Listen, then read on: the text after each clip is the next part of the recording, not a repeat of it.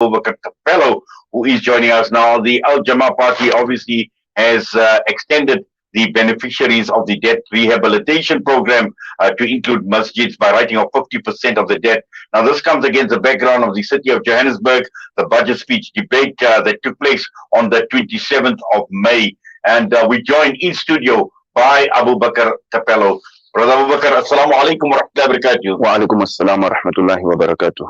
Yes, quite interesting in track looking at the budget speech, and we welcome you. We say Jazakallah to you for coming on, obviously joining us in studio. But obviously looking at where we are at this point in time, a number of issues that we as communities face, particularly when it comes to the running of our masajids and the like as well. And the whole question surrounding debt relief, and that seems to be a big issue, a big talking point right across the entire board. We look at companies, we look at individuals, but also organizations. And part of our organizations, our masajids are affected as well. Shukran. You should remember that serving Allah in the community doesn't literally mean that you need to go to the madrasa, to the Darul Ulum, but the least that you could do to contribute directly to the religion itself. It serves the purpose of humanity. It serves the purpose of spiritual upliftment in the community. It serves the purpose of moral compass in that particular community, not only limiting it to an Islamic faith-based, but with us as Al Jama'ah, we have a direct mandate to represent, to become a direct voice of all Muslim communities in South Africa, because we understand that other bigger organizations in political space, they represent everyone, but for us to isolate our own voice so that we can be heard as Muslims, we need a vehicle that can drive that narrative to say, we understand that the city of Johannesburg speaks about debt rehabilitation, which is across the board, but you wouldn't know the underlying factors. There are communities that are likely to be omitted in that. So we are saying we want to narrow it down as Al Jama to say inclusive of the debt rehabilitation of the communities. We also want the city of Johannesburg to commit to the masajid, because masajid have been directly participating in transforming our own community in terms of not the community, but in terms of rate paying, taxes, etc. And masajid are highly dependent on donation, which is the MPOs. And as you put it clearly, that companies were affected due to COVID-19 and the lockdown, and people haven't been contributing to the masajid. So there's a shortfall in that space. So we are saying, kindly consider writing off the 50% that for the masajid, so that masajid can also have clean books with the city of Johannesburg. Yes, and I think obviously there are areas, and we must not hide away from the fact that there are a number of areas where the socio-economic situation is not good in our own areas. And when we talk about masajids, and certain masajids obviously are struggling and they would be affected. 100%. They have been affected, basically. I know there's a committee that does the Idga in Lens, next to Abrar Masjid, Lens Extension 1, they call it Mosquito Valley or something. They had come to my office prior to Ramadan to say, man, lockdown has hit us very badly. So we have a list with the city of Johannesburg. We have a list with JPC. Could you kindly assist us on structuring the payment? We are willing to pay. We owe the city, but can you assist us on structuring the payment? So entirely amongst the other masajid, there's a lot of communities, there's a lot of masajid which are directly affected by the pandemic. Not only the pandemic, but because the business of the day has been affected, and people has lost their jobs, people have lost their businesses, and even zakah itself, the space of zakah itself is being affected because people are unable to give zakah because they need to save as much as possible. So that we don't know what could best happen tomorrow. Would we go to, since it's also the February, are we going to another lockdown, and what level lockdown is it? So we need to navigate and preempt and be proactive prior to us being hit badly. Yes. As a community. Now, let's talk about this moratorium of the graves. What is that about? Oh, the moratorium of the graves is that we understand that the city is collecting revenue somewhere. Inherently, we are coming from a disadvantaged community, which is particularly the Black, African, Asian, colored community across board. So, and COVID is going to affect everyone, particularly in that space. So we are saying the city is collecting revenue somewhere. So we want the city to also commit, because if you are in a place like Orange Farm, for argument's sake, or you live, let's take Sabri Chisti for argument's sake, right, as a citation. Sabri Chisti is assisting everyone in our community, right? And so much so that even people who are not Muslims, they are being assisted by the organization. And if 10 people are dying, the business is going to be affected, right? Not only the business of funeral parlor, but even families are going to be affected. If 10 people are dying in that family and they need to pay 2,000 rands for a grave, it's already 20,000 that is going to the grave.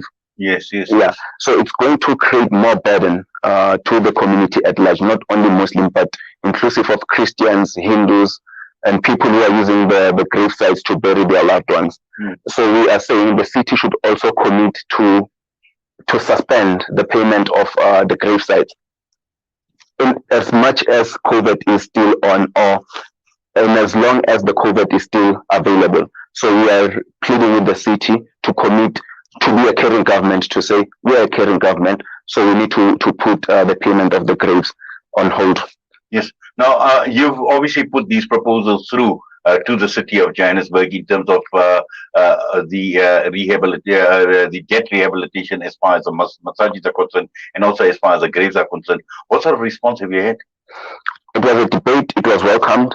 It's a contribution towards the budget. Remember the debate. Also, part of the debate, you welcome the budget. So for the view for us to use that space, it was for us to say, please augment, please look into this, and then from that budget allocate or set aside a certain budget that will also assist in this relief, because it's a lived experience, it's a reality in our society. Well, I think this is very, very important in terms of what you are saying, Abu Bakr, because, sometimes we underplay the role of small parties and parties like Al Jama Party, but being on the ground, seeing the situation, analyzing, assessing the situation, being familiar with the situation, and in terms of articulating this and taking this matter up further. And I think this is obviously a very, very positive sign from what I see in the type of role that a party like the Al Jama Party can play.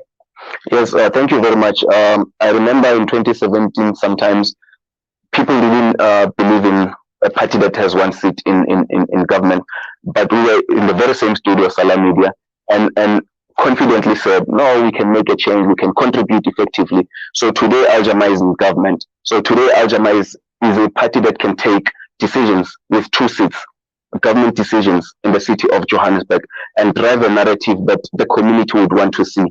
Not a narrative that is self-centered or which is partisan, but a narrative that can be pro-community's voice, so that the community can be also assisted in other areas.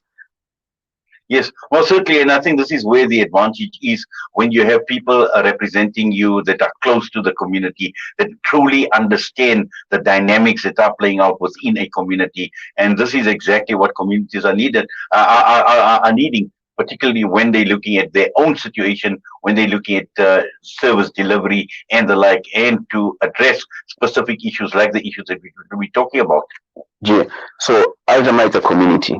So we need a community to support its own community. Al Jama literally means a community, but also in a technical form, it's a community that is a direct representation of the community out there, because people have entrusted us, people have voted us. So we are then understanding the mandate. Why are we in that space? Because not everyone in the city of Johannesburg can occupy a council, but we are a direct proxy of that particular community that is out there in the city of Johannesburg. So we need to be the voice that would represent their grievances, their plight, their shortfalls, and issues of service delivery should be put first. Yes, and we need to reinforce that this is not about a Muslim issue. This is about a community issue. So people from all denominations, from all various backgrounds, all backgrounds are basically impacted and affected. And it's obviously at the end of the day, whatever decision is taken, like the city of Johannesburg or by the city of Johannesburg, it will be to the benefit of all communities. And I think that is a good part. Now, let's just move on. Obviously, I've seen the video clips, I've seen the footage, and I've seen the solidarity march that the Al Jamaa party has undertaken as far as Palestine is concerned. Yeah, thank you very much. When we came and we were still in the opposition, Al Jamaa had managed to table a most progressive motion, which is pro-Palestine, and it is historical from all the spheres of government, from national, provincial, and local government.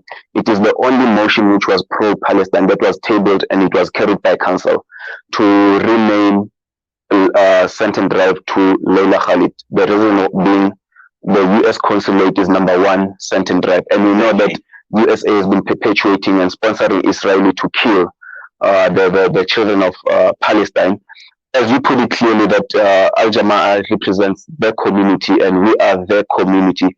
So a person who understands apartheid in South Africa can never become shortfall of understanding the plight of the Palestinian child, because it's the similar plight of dispossession, the similar plight of putting people in the most inhumane conditions, particularly women, particularly children who are innocent, who have been jailed, who have been tortured, who have been terrorized day in, day out. It's not also an Islamic plight, but it's a communal plight.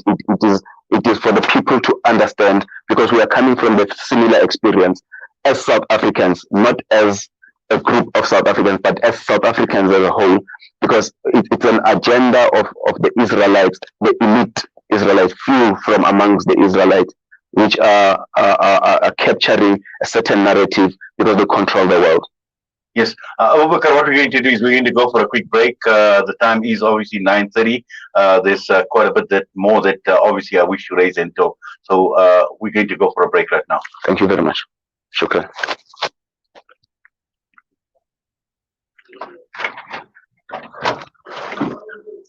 Nice. Lovely. Going well. Okay, good. What else can you talk about? No, we're talking about the taxi rank issue. I'm glad you spoke about Leila Khalid. Yeah, no. Private game reserve. Get to know the big five or cruise on an elephant safari game ride. Interact with lion and tiger cubs and enjoy world-class halal cuisine while we pamper you during your 5-star stay. Indulge in the true African experience. For reservations, call now on 042-203-1400 or visit kwantu.co.za. The Kwantu Private Game Reserve, the place of gathering. A strip of land with over 2 million people blockaded for 13 years. Healthcare is on its knees, food is scarce, and water is inadequate. COVID has wreaked havoc in the lives of the people of Gaza. 53% of the population live below the poverty line. 80% of Gaza relies on external aid to survive, and 20,000 children are now orphans. The future is bleak. Please don't forget Gaza. Donate now to Islamic Relief. Inshallah. Motala Perfumes, one of the biggest perfume manufacturing houses in Africa, with a state-of-the-art manufacturing facility specializing in designing, creating, developing and producing new scents and matching designer fragrances for all our stores, as well as private labeling for individuals and companies across Africa. Visit your nearest Motala Perfumes store or visit our website at www.motalaperfumes.com for more information on creating your own brand. Mates Linen pop-in store for these amazing deals. Quilts from 170 Rand. Private collection standard pillows, 2-pack from 80 Rand. Your garden duvet covers from 250 Rand. Assorted scatters from 100 Rand. Real stockings of linen household and designer curtains with Stuart Graham. Let Mates Linen turn your house into a home. Mates Linen branded outlet. 202 Brickhill Road, Overport, Port Durban. Call us on 031 209 0176. Listen to something fresh. Listen to Salam Media.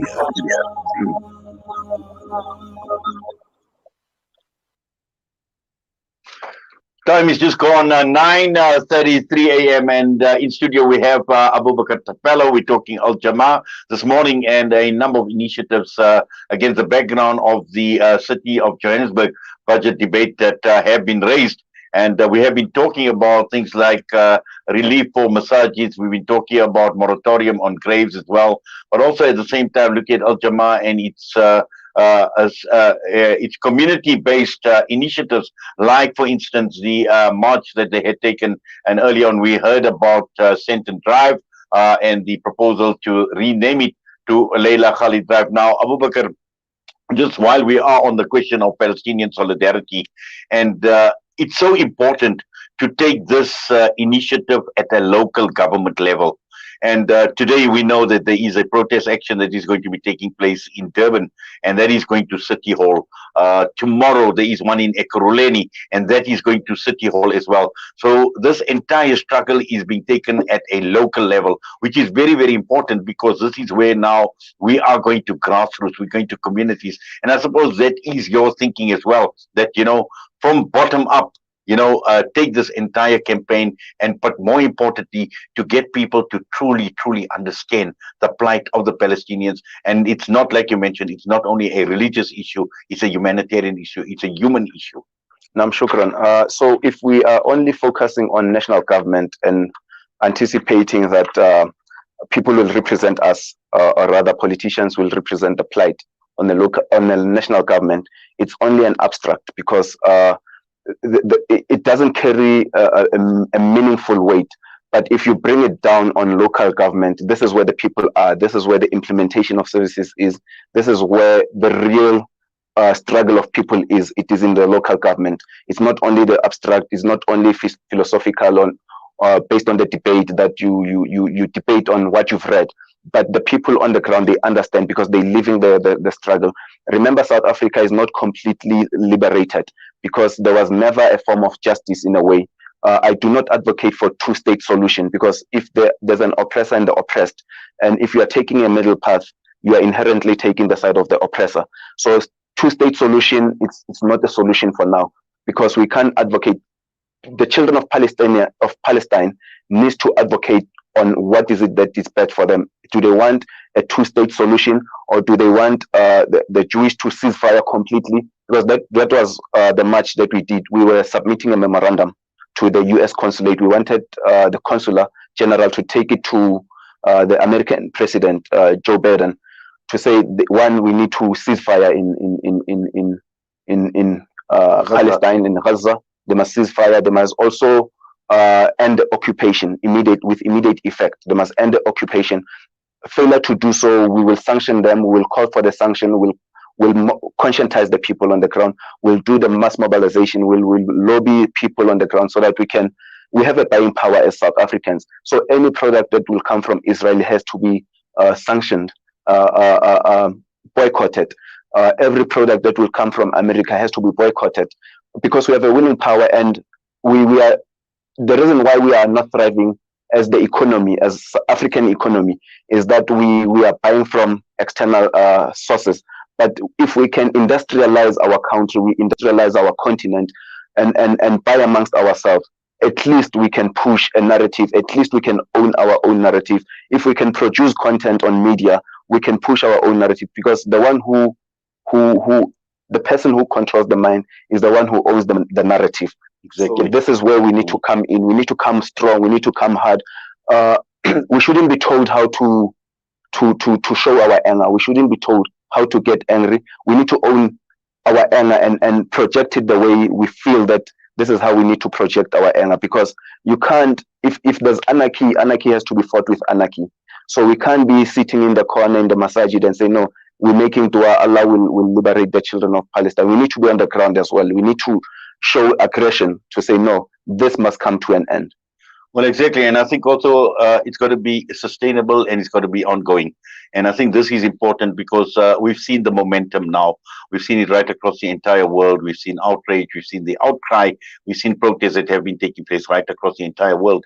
And the key issue here is it's got to be ongoing. 100%, I agree. 100%. Right now, let's just move on. And Johannesburg International Transport Interchange. Now we're talking about what, a 50,000 square meter taxi rank. Is it part and parcel of this initiative?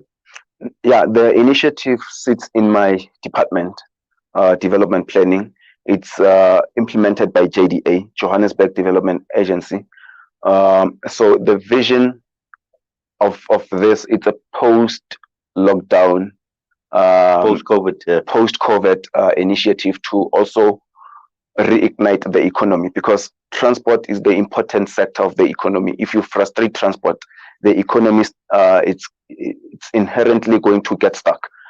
So it is a 50,000 square meters. It is going to house international taxis, buses. It's about 800 cross-border taxis, which will be housed in the taxi rank, and then about 180 international buses, which are cross-border buses, which are also be going to actively participate there.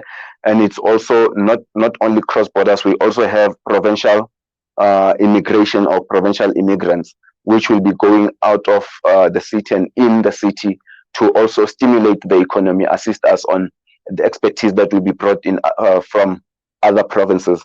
And also local taxis will be housed in the, it's opposite the pre-taxi rank. It's one of the biggest taxi rank in Africa that is also going to assist us on directly contributing into our economy. Well, that certainly sounds exciting, and obviously that is a long-term project, and as you mentioned, post-COVID-19. Yeah. But Abu Bakr, anything else you wish to add? It's close to completion, by the way. It's close to completion.